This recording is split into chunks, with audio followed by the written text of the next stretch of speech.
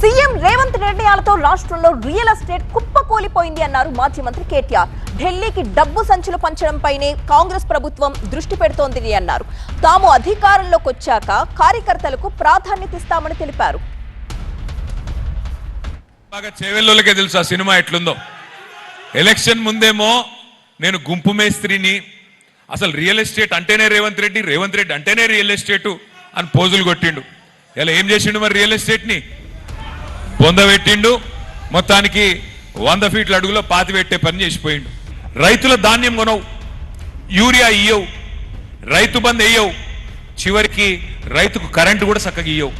మరి ఏడవుతున్నాయి పైసలన్నీ? ఎవరు తీసుకుపోతున్నారు? ఆఖరికి కొనుగోలు కేంద్రాలకు పోతే, ఐకేపీ సెంటర్లకు పోతే ధాన్యం సంచులు లేవు. ధాన్యం సంచులు కూడా గవర్నమెంట్ ఇస్తలేదు. మరి ఏడవుతున్నాయని చెప్పి నేను కూడా తెలుసుకున్నా. సంచులన్నీ ఢిల్లీకి పోతున్నాయంట.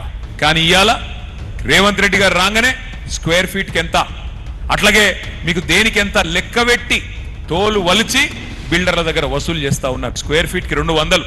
ఇవాళ RR tax, Rahul Revanth tax. మేము ఉత్తగానే వచ్చినామా అని చెప్పి దబాయించి దటాయించి ఇలా పైసలు గుంజి ఒక్కొక్క బిల్డర్ మెడ మీద కత్తి పెడితే ఆఖరికి రియల్ ఎస్టేట్ డామ్ అనే పరిస్థితి వచ్చింది. కానీ నేను మీకు మాటిస్తా ఉన్నా, వచ్చే 5 ఏళ్ళు అట్లుండదు.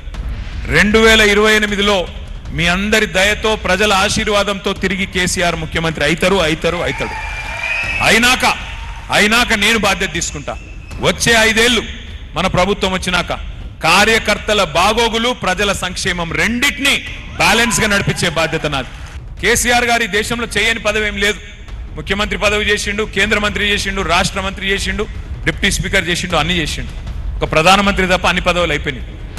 అందుకే నేను అంటున్నా, కేసీఆర్ గారికి ఏం నష్టం కాలే.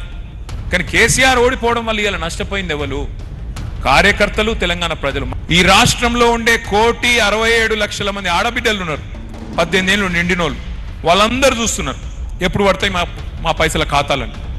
నీకు చిత్తశుద్ధి ఉంటే 1,67,00,000 మంది ఆడబిడ్డలు ఎవరైతున్నారో వాళ్ళ అకౌంట్లలో 1,50,000 రూపాయలు వేయి. నేను శాశ్వతంగా రాజకీయాల నుంచి వెళ్ళిపోతా, నీకు బాధ కూడా ఉండదని చెప్తాను.